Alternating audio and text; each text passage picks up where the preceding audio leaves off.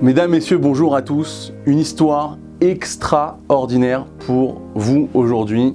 Alors attachez vos ceintures, ça vaut le coup. C'est parti, on y va.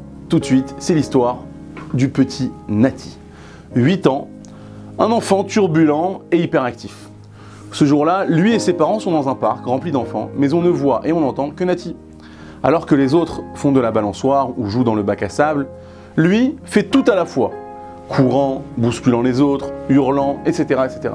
Le simple fait de l'observer est déjà épuisant. Excédée, la mère se plaint à son mari. « Je n'en peux plus de lui. Dis-moi ce que je dois en faire.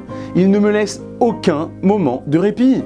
Il se met en danger, il met en danger les autres, il me met hors de moi. Je te préviens, c'est lui ou moi. En fait, je ne sais même pas pourquoi je parle. Regarde-le simplement. » Ne sachant que répondre, le mari se tait. D'un air dépité, la maman s'adresse à nouveau à lui. « Bon alors, qu'est-ce qu'on fait ?» Et là, cette fois, il répond d'un air fataliste. « Que veux-tu que je fasse? Que je le traîne jusqu'à la maison, comme l'autre jour, et qu'il se débatte en criant comme un excité?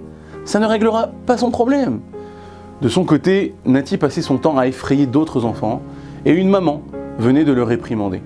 La mère de Nati insiste encore. « Alors, on fait quoi? On fait quoi ?»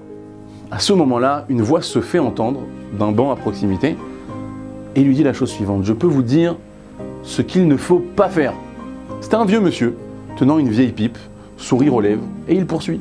« Ce que vous faites là, c'est une mauvaise lecture de ce que vos yeux voient de cet enfant. Un jour, il vous donnera de la satisfaction. » Les parents se regardent et lui demandent « Mais comment Nati pourrait nous donner satisfaction? Et surtout quand ?» Entre-temps, le vieil homme est rejoint par plusieurs personnes âgées. Puis il reprend. « Voyez-vous, il y a 65 ans, j'ai connu quelqu'un comme Nati. Il s'appelait Yankel. Mais tout le monde le surnommait Demi-Zloty. Pourquoi? Parce qu'il était si pénible, agité et tourmenté qu'un jour sa maman a dit qu'elle était prête à le vendre pour un demi-zloty, une pièce polonaise d'une valeur minime à l'époque. Bien sûr, aux yeux de la mère, cette affirmation n'était pas sérieuse. Mais Yankel était persuadé que sa maman voulait se débarrasser de lui pour pas grand-chose. Demi-zloty faisait les 400 coups chez lui, dans la rue et à l'école. Son seul allié était son papa, qui lui répétait constamment, mais aussi à ses victimes, « Un jour, Yankel donnera satisfaction. » Quelques jours avant que n'éclate la Seconde Guerre mondiale, Yankel est renvoyé de son école car son attitude est incompatible avec les règles scolaires. Pourtant, tous les enfants savaient que Yankel avait un bon fond. C'était celui qui était le plus serviable, le plus généreux, malgré ses maladresses. Puis la guerre a éclaté. Deux mois après l'invasion de la Pologne par les nazis, nous avons vu peu à peu notre vie se détruire. Le village, le quartier, la maison, l'école, nos jeux. Nous avons ensuite été transférés au ghetto.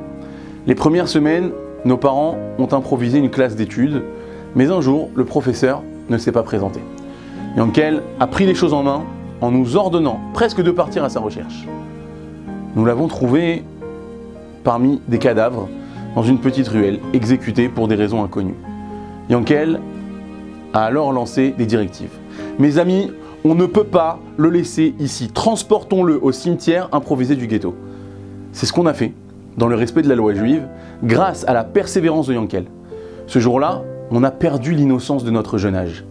Dès le lendemain de ce drame, dans le grand désordre de cette guerre, Yankel a entrepris d'organiser la classe.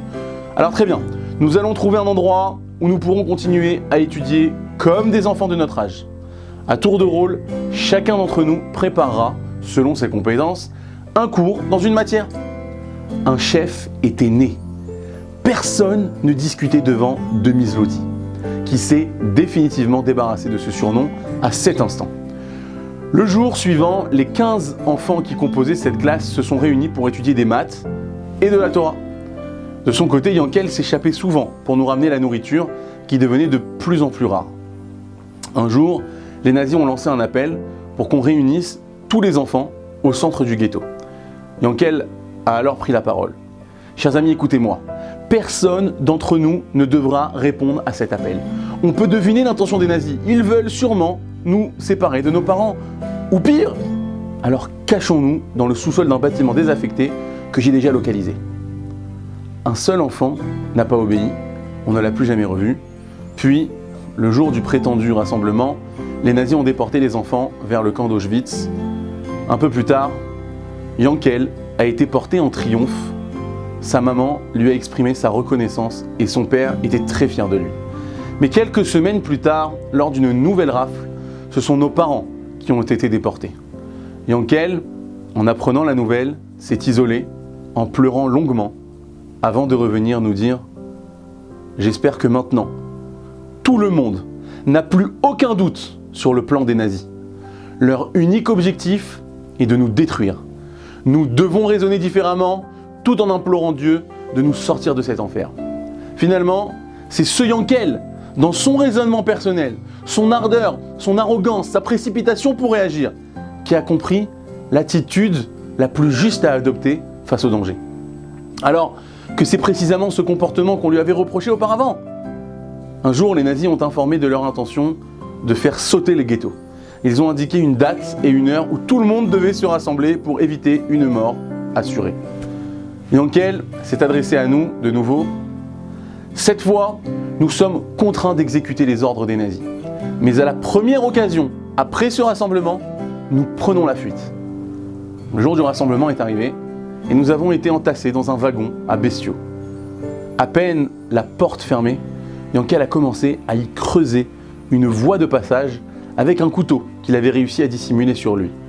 Après 2 heures de voyage, il a ordonné à tout le monde de sauter du train en marche en pleine campagne polonaise, nous fixant un rendez-vous à l'entrée d'une forêt visible depuis le train. Notre confiance en lui était si inébranlable que nous avons immédiatement obéi les uns après les autres et grâce à Dieu, nous nous sommes tous retrouvés à l'endroit prévu. Nous avions quelques blessures, certes, mais nous étions tous en vie. Ensuite, nous avons vécu dans la forêt durant 16 mois jusqu'à la fin de la guerre. Yankel a organisé notre vie. Chasse aux animaux, habitation de fortune, et j'en passe. Toujours grâce à Yankel, nous nous sommes rapprochés de l'un des émissaires sionistes pour nous préparer, ou du moins pour préparer notre départ vers la Terre Sainte en 1946. À l'époque, il n'y avait pas encore d'État d'Israël, et les Britanniques, qui détenaient un mandat sur la Palestine, empêchaient les bateaux chargés de Juifs de débarquer au port de Haïfa. Malgré tout, c'est l'un de ces bateaux qui nous a transportés vers notre nouvelle vie. Mais à l'approche de Haïfa, un navire britannique a bloqué notre passage. Les soldats ont abordé notre bateau et nous avons essayé de les repousser. Lors de la confrontation, l'un de nous a reçu une balle dans son pied et est tombé à la mer. Évidemment, Yankel a sauté pour le sauver, mais il n'était pas un bon nageur. Et lorsqu'on l'a repêché avec son ami, il était affecté par des problèmes respiratoires. On les a emmenés d'urgence à l'hôpital de Haïfa. L'ami de Yankel s'en est sorti, mais pas Yankel, qui est décédé quelques jours après. Peu avant sa mort, il a demandé à son ami de faire écrire sur sa tombe un message posthume. « Ici est enterré Demis Zloty, Yankel. Ne perdez jamais confiance en vos enfants. Ils finiront par vous donner satisfaction à la condition que vous y croyez. » Son ami a pleuré en écrivant ce message. Le vieil homme marque une pause et la voix étranglée, il ajoute « Ceux qui m'ont rejoint tout à l'heure se retrouvent chaque année pour commémorer la mémoire de Yankel, leur guide et sauveur à cette époque. Le cimetière où il est enterré est juste en face. Quant à moi, je suis le camarade qui l'a sauvé de la noyade. » Très émus par ce récit, les parents de Nati se mettent à pleurer. À ce moment-là, leur fils arrive et demande « Papa, maman, mais pourquoi vous pleurez ?» Et là, les parents le serrent fort dans leurs bras, l'embrassent et lui disent « Nati, nous croyons en toi. Tu nous donneras satisfaction. Shabbat shalom, on me verra. »